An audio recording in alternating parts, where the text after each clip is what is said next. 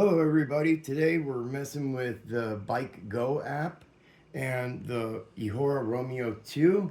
We're going to make the controller talk to the phone properly and get it to lock and unlock without even hitting the power button. Let me back that up one time. We still have to turn the bike on the first time. After you turn the bike on, it will lock and unlock itself With the and we'll phone. stay in like a vampire mode or hibernation or suspense if you want to think of like a computer. So I'm going to grab my phone right here with the Bike Go app, and once you download it, you'll connect it to your bike via QR scan code and the Bluetooth settings when you go into the settings by hitting plus and minus. My screen's not the best as the bike fell over and hit the Barbie clubhouse over there and kind of dented the screen right there. Other than that, it works great. You go to Bluetooth and then you will scan the QR code that will come up right here. I don't have one because my phone is already connected to the bike. As you can see, it shows Pixel 7 Pro. So now we're going to get back out of that. Now you want to go over to password and you want to go ahead and hit Bluetooth unlock. Then you want to go to start password. And then your default password for this bike and most all Ehoras is going to be 0000. So 4 zeros, and then you can enter your password that you want. Now we're going to get out of these settings here.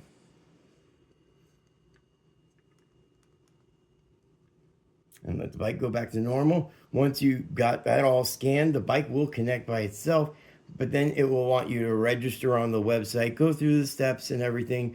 It's free. It's free to go through everything and use it for probably about 4 or 5 trips. After that, they want you to pay a service, but it's still nice. It can turn on the headlight, show you all the other goodies.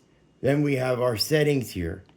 And this is where you want to go to Bluetooth unlock level. You want to have 5.0. You know, your speed, your level assist, that doesn't matter. You want to make sure messaging notification is turned on. And Bluetooth assist, you don't need to worry about any of these. I think you just turned it off. The Bluetooth assist. No, that's just, it's just there to the app, baby.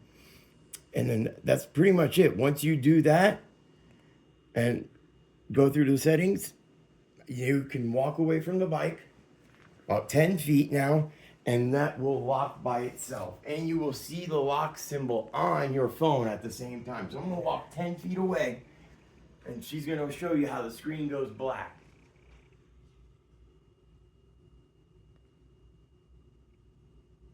Password. Now it's black. Let's go see where he's at. I'm coming back. Are you coming back? Okay. All right. It should the bike should be unlocked now. Okay. Yes, it is all See? right.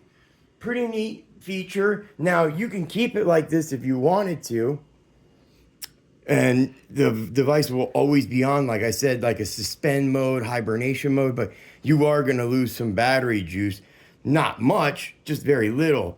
But the bike will be able to turn on and turn off while you walk up to it or you have to run into the store. Now, the bad part about the security on this and the lock is it still lets the throttle and back wheel go.